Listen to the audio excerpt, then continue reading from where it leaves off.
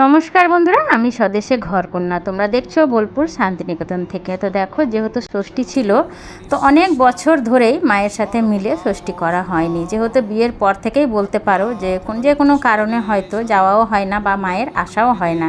তো এবছরে অনেক বছর পর মা এসেছে, তো ভাবলাম মিলেজুলে দুজনেই ষষ্ঠীটা করা যাক। তো দেখো, অনেক ভোরে উঠেছি, উঠে বাড়ির কাজকর্ম সেরে স্নান করে আমার ঠাকুর ঘরে পুজো সেরে একদম সোজা সব কিছু জোগাড় করে নিয়ে মন্দিরে চলে এসেছি। তো আমাদের তো অশ্বত্থ গাছে পুজো করে না, কিন্তু মায়েদের অশ্বত্থ গাছে পুজো করে এবং আম দুধ দিয়ে গাছের গোড়ায় সেটা পুজো করা হয় বা পাখা দিয়ে হাওয়া দেয়। কিন্তু আমরা যেহেতু বাঙাল, তা আমাদের নিয়মটা একটু আলাদা।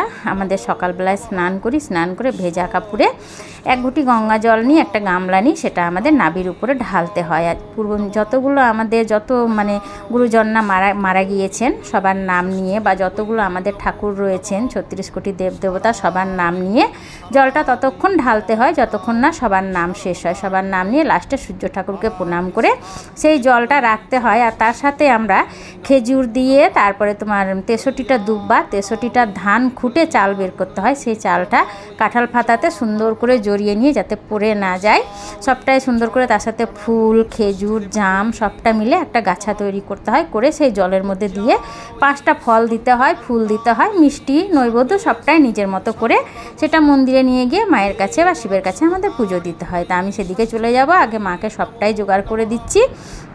আর বন্ধুরা, তোমাদের কাদের কাদের কেমন নিয়ম রয়েছে অবশ্যই একটু কমেন্ট করে জানিও। আমাদের তো এই ধরনের নিয়ম, মাদের কাটা ফল দেয়, আমাদেরও কাটা ফল দেয়, কিন্তু আমরা আলাদা করে কাটা ফলটা সুন্দর করে সাজিয়ে নিই। আর এদিকে দেখো, তারপরে যখন পুজো হয়ে যায় লাস্টে সেই 63 চালটা খুলে নিয়ে কাঁঠাল পাতা থেকে 2টো করে চাল হাতে দিই আর দুব্বা দিয়ে বেঁধে দই ফোঁটা দিই, জোগাড় দিই। তারপরে সেই জলটা যে গামলায় থাকে সেই জলটা মাথায় দুব্বত করে দেয়া হয়। তা আমাদের তো এই নিয়মেই করা হয়। এদিকে দেখো, মা আমটা সুন্দর করে গাছের গোড়ায় আম দুধ বাড়িয়ে দিচ্ছে। এদিকে গঙ্গা জল এনেছিল, সেই গঙ্গা জলও দিয়ে দিচ্ছে। আর মাদের তালশাঁস লাগে, তালশাঁস, পাতার পাখা সবটাই দিতে হয়। মায়েদের বাঁশপাতা দিয়ে গাছা করা থাকে, লিচু সবগুলোই দিতে হয়। আর আমার যেহেতু ওদিকে অনেক লম্বা লাইন ছিল, সেই লম্বা লাইনে গিয়ে দাঁড়ালাম। মাকে বললাম, তুমি তোমার পুজোটা সেরে নাও, তোমাকে দাঁড়াতে হয় না। মায়ের যেহেতু হাঁটুতে ব্যথা, মায়ের হাঁটুর হাড়টা ক্ষয়ে গেছে, তো তার জন্য মা বেশিক্ষণ দাঁড়াতে পারে না। তো মাকে বললাম, তুমি তোমার পুজোটা সেরে নিয়ে এক জায়গায় তুমি বসো, কারণ আমার দেরি হবে, আমার অনেকটাই লম্বা লাইন রয়েছে। তো এদিকে দেখো, আস্তে আস্তে মা নিজের পুজোটা সেরে নিচ্ছে। আর বন্ধুরা, এখানে তোমাদেরকে সবটাই দেখাবো কী কী রান্না হয়েছিল। মা তো যেহেতু অনেক বছর পর জামাইয়ের সাথে থাকা হয়েছে, যেহেতু তোমাদের দাদা ভাইও কোনো কাজের সমস্যার জন্য যেতে পারে না, আর অনেকটাই দূরত্ব, অতটা জার্নিও করতে পারে না, যার জন্য যাওয়াটা হয়ে ওঠে না। তো মা এবারে টুকটুক করে বেশ বসে বসে চেয়ার নিয়ে অনেক কিছুই রান্না করে ফেলেছিল, সেগুলো সবটাই সাজিয়ে গুছিয়ে দেওয়া হয়েছে। আর সে খুব তৃপ্তি করে খেয়েওছে। তো সবটাই তোমরা দেখতে পাবে। আর তোমাদের কাছে আমার অনুরোধ রইল, ভিডিওটা দেখতে দেখতে যদি তোমাদের ভালো লাগে একটু লাইক করে দিও। আর তোমরা যদি আমার পুরনো বন্ধু হও আর আজকে আমার ভিডিওটি দেখছো বা আমার সাবস্ক্রাইবার রয়েছো, তাদেরকে আমি অসংখ্য ধন্যবাদ জানাই। আর যারা আজকে নতুন প্রথমে ভিডিওটি দেখছো, তোমাদের কাছে আমার প্লিজ অনুরোধ, তোমরা একটু চ্যানেলটিকে সাবস্ক্রাইব করো। কারণ আমার চ্যানেলে শুধু পুজোর নয়, বিভিন্ন ধরনের ডেকোরেশনের থাকে, ভিডিও থাকে, তারপরে কোথাও বাইরে যাওয়ার ট্যুরেরও ব্লগ থাকে, তারপরে বিভিন্ন বাগানে গাছেরও ব্লগ থাকে, ইনডোর প্ল্যানেরও থাকে, আউটডোর প্ল্যানেরও থাকে, সব কিছুরই অনেক ধরনের ব্লগ থাকে। অনেকেরই ব্লগ আমি দেখি যে বলে যে একই রকম ভিডিও কেন দাও, একঘেয়েমি হয়ে যায়, তাই জন্য আমি সব রকম দেওয়ার চেষ্টা করি। এদিকে মায়ের পুজোটা হয়ে গেছে। তো দেখো, আমি এদিকে চলে এসেছি মন্দিরে, ভিড় দেখতেই পাচ্ছ। বাইরে থেকে তো লাইন দিয়ে ঢুকে পড়লাম, একে একে লম্বা লাইন দিয়ে। কিন্তু যেই মায়ের কাছে এসেছি, তো মনে হচ্ছে ঠিলে ফেলে দেবে, ওরা দাঁড়াতে দেবে না। তো যাই হোক, আমি বললাম যে তোমরা আগে দিয়ে নাও, 10 মিনিট না হয় আমার দেরি হবে। পুজোটা কখনোই ঠেলাঠেলি করে পুজো হয় না। পুজো দিতে এসেছি, 5-10 মিনিট একটু কষ্ট করব না, তা তো হয় না। কিন্তু এই ধৈর্যটাই এখন কারোরই নেই। বাড়িতে গিয়ে হয়তো আধ ঘন্টা গল্প করবে, আড্ডা মারবে, বা ফোনে কথা বলতে দিলে 1 ঘন্টা পার করে দেবে। কিন্তু মায়ের মন্দিরে গিয়ে 5 মিনিট দাঁড়ানোর সময় নেই। কে কতক্ষণে পুজোটা দিয়ে বেরোবে। তো যাই হোক, তারা দিয়ে নিচ্ছে, আমিও দিয়ে নেব, আমারও দেয়া হয়ে গেছে। এবারে দেখো, এবারে চলে এসেছি আমি একটু, এটা আমি সবসময় যখনই এই ডাঙ্গাইতলার মন্দিরে আসি, অশ্বত্থ গাছে আমি একটা সর্ষের তেলের প্রদীপ, একটু মোম, একটু কর্পূর আমি জ্বালিয়ে আরতি করি। তো সেটাও করে নিচ্ছি, মোম ধরিয়ে নিচ্ছি। বাড়ি থেকে আমি একটা প্রদীপ নিয়ে গেছিলাম, একটু কর্পূর নিয়ে গেছিলাম। আর কটা ধূপকাঠি নিয়ে গেছিলাম, তো সেগুলোও ধরিয়ে নিচ্ছি। আর আজকের দিনে অশ্বত্থ গাছে পুজো করা খুবই ভালো, তার জন্যই আমি, আর এটা বলে না, যখনই আমি মন্দিরে আসি সবাইকে কিছু না কিছু দান করার পাশাপাশি সব পুজোটাই আমি সেরে যাই। তো দেখো এদিকে চলে এসেছি, পুজোটা করে নিচ্ছি, আরতিটাও সুন্দর করে করে নিচ্ছি।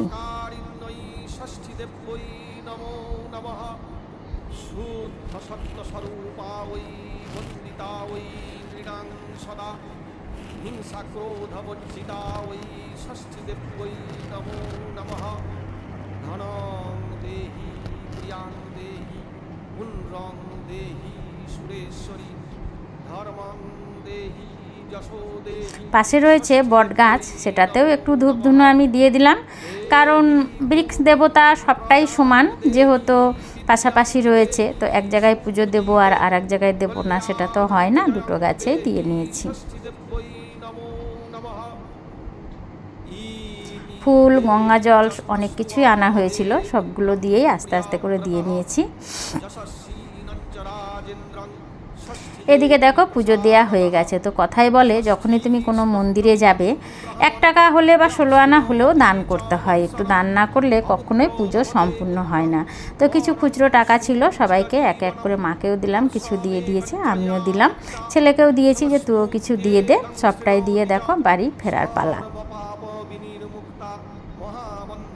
আর ওরা আমাকে এতটাই ভালোবাসে, সবাই কিছু না কিছু গল্প জুড়ে দেয়, কিন্তু যেহেতু আমার সময় ছিল না, তোমাদের দাদাভাই এক জায়গায় বেরোবে, তাই তাড়াতাড়ি করে দেখো বাড়ি ফিরে এসেছি। আমার বাড়ি থেকে 10 থেকে 15 মিনিটের দূরত্ব মন্দির। আর এদিকে দেখো সুতোগুলো বাঁধবো করে সব সুতোগুলো দেখো ছাড়িয়ে নিয়েছি, যেহেতু কাঁচা সুতো আমি তৈরি করেছিলাম। আর এই যে দুব্বাটা আমি গাছা তৈরি করেছিলাম খেজুর দিয়ে সব দিয়ে, সেটা থেকে দুব্বাটা বার করে নিয়েছি, সুতোর সাথে বেঁধে নেব। বেঁধে নিয়ে এক একজনের হাতে দইয়ের ফোঁটা দেওয়ার পর সুতোটা বাঁধতে হবে। আর ওই জলটা যে দেখছো গামলায় তোমরা, সেটাকে মাথায় দিতে হবে। ফলগুলো রয়েছে সেগুলোকে কেটে সুন্দর করে থালায় দিতে হবে।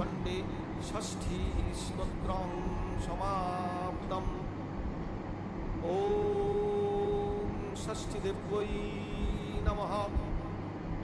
ওম ষষ্ঠী দেব্যৈ নমঃ। ওম ষষ্ঠী দেব্যৈ নমো নমঃ। ওম স্তোত্রং শৃণু মুনিশ্রেষ্ঠ সর্বকাম শুভাবহম আজ্ঞাপ্রদং চ সর্বেষাং গূঢ়ং বিদেশি নারদঃ। প্রিয়ব্রত উবাচ নমো দেব্যৈ মহাদেব্যৈ সিদ্ধৈ শান্তৈ নমো নমঃ। এদিকে মা দেখো সকালের টিফিনে জামাইকে যেহেতু টিফিনটা দেবে, তাড়াতাড়ি পায়েস বসিয়ে দিয়েছে, আর একটু লুচির আটা মেখে লুচিও ভেজে নিয়েছে। আর এদিকে আমি ছেলেকে সুন্দর করে সুতো বেঁধে দিচ্ছি। প্রথমে দেখো জলটা মাথায় দিলাম, যেটা যে তৈরি করেছিলাম ধান দিয়ে দুব্ব দিয়ে সব দিয়ে, সেটা দিয়ে জলটা মাথায় দেওয়ার পর ফোঁটা দিয়ে নিলাম।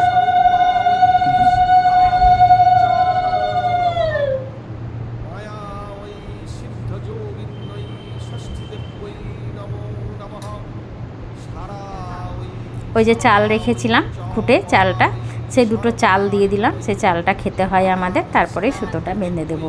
আর এই ফলগুলো দেখছো তো, মন্দিরে যে আমি গোটা ফল নিয়ে গেছিলাম সেগুলোই কেটে দিয়েছি। সেটা আমাকে খেতে নেই, ওদিনে যাদের নামে পুজো দিয়েছি তাদেরকেই খেতে হয়। একটু ঢোলা করে বাঁধলাম, ঠিক আছে?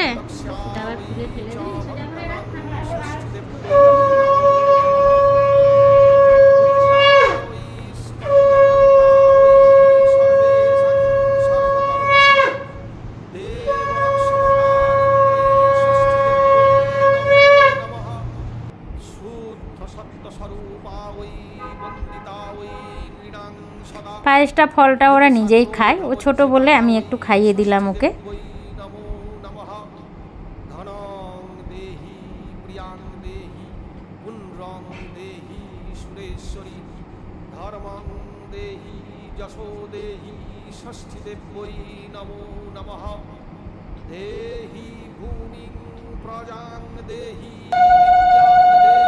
আমার হয়ে গেছে, এবারে দেখো শাশুড়ির হলো, জামাইকে সুতো বেঁধে দেওয়ার পালা। তো মা সব কিছু ফল সব কিছু জোগাড় করে নিয়েছে ওখানে। এবারে মায়েদের একটু নিয়ম আলাদা, প্রথমেই দুব্ব দিল মাথায়, তারপরে এবার সুতোটা বেঁধে দেবে।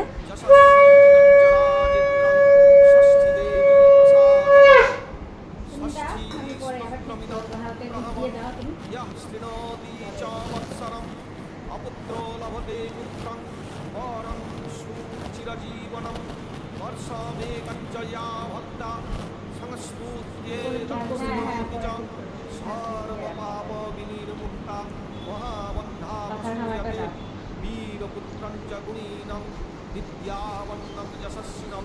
মাদের পাখা দিয়ে হাওয়া দিতে হয়, তাই দেখো বাঁশপাতা, খেজুর, তারপরে জাম সব কিছু দিয়ে এখানে বাঁধা ছিল, সেটা দিয়ে সুন্দর করে হাওয়া দিয়ে নিচ্ছে।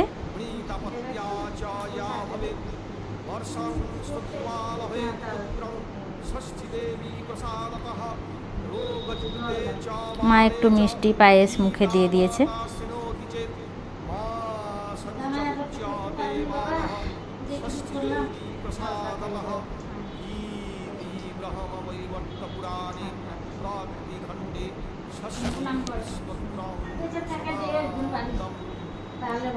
জামাই এদিকে শাশুড়িকে প্রণাম করে নিচ্ছে আর মা আশীর্বাদ করছে, কারণ ওর বাবা মাকে খুব ভালোবাসে।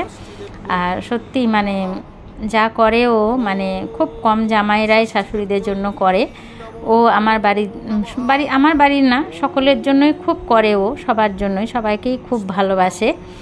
আর ও সবার জন্য করতে গিয়ে নিজেই হয়তো কোথাও ঠকে যায়। তো যাই হোক, এই ধরনের মানুষের কখনোই কষ্ট হয় না, বা সবসময় সবার আশীর্বাদ তার মাথার উপরেই থাকে, কোনো মানে দুঃখ কষ্ট তার ধারে কাছেই আসতে পারে না।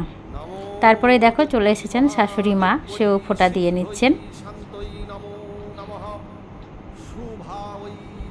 ফোঁটা দেওয়ার পরে এই যে কাঁঠাল পাতাতে রয়েছে চালটা, সেই চালটা দুটো দিয়ে দেবেন।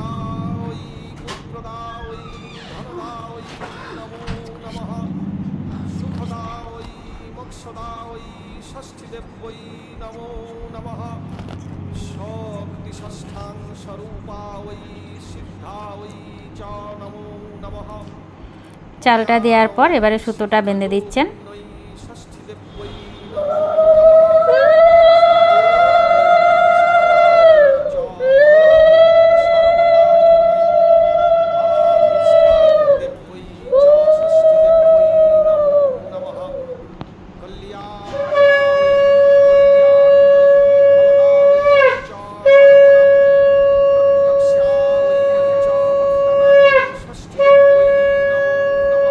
মায়েরও সেই প্রসাদটা একটা করে ফল যে দিয়েছিল সেগুলো কেটে নিয়ে এসেছেন, সেগুলোই খেতে বলছেন, সেগুলো খেয়ে নিচ্ছে। এবারে ও প্রণামটা সেরে নেবে।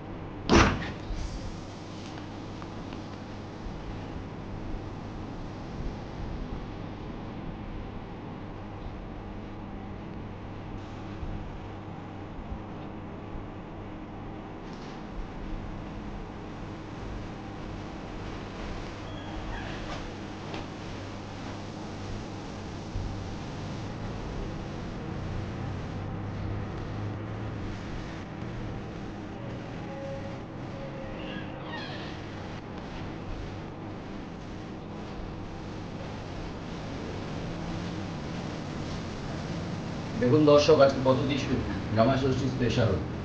মাছ ভাজা, ভাত, লেবু, কাঁচা লঙ্কা, কুমড়ো ভাজা, বটবড়ি ভাজা, বেগুন ভাজা, আলু ভাজা, আর পটল ভাজা, এদিকে খাসির মাংস, আর এদিকে রুই মাছ ভাজা তো বললাম আপনাকে, আর এদিকে মিষ্টি গোপালভোগ, এদিকে বরফি, এদিকে রসগোল্লা, এদিকে কালো জাম, এদিকে আমের টক, সঙ্গে জল, আর এই রাখা আছে। যাচাইভাবে খাবো, আছে পেট ভরে দারুণভাবে খাবো, কিন্তু আপনারাও এনজয় করুন। আর রইলে আমার সঙ্গে চলে আসুন ষষ্ঠী উদযাপন করতে। শাশুড়ি মা রান্না করেছে সকাল থেকে কষ্ট করে জামাইয়ের জন্য। আজকে জামাই ষষ্ঠী বলে সবগুলো শাশুড়ি মা রান্না করেছে, যেহেতু অনেক বছর পর একসাথে থাকা হয়েছে দুজনে, তাই বলছে যে না ঠিক আছে আজকে রান্না করি। দেখিয়ে দাও ভালো করে খাবারগুলো, দেখিয়ে দাও। হ্যাঁ, কি খাবার আছে? পটলটা রেখে দাও।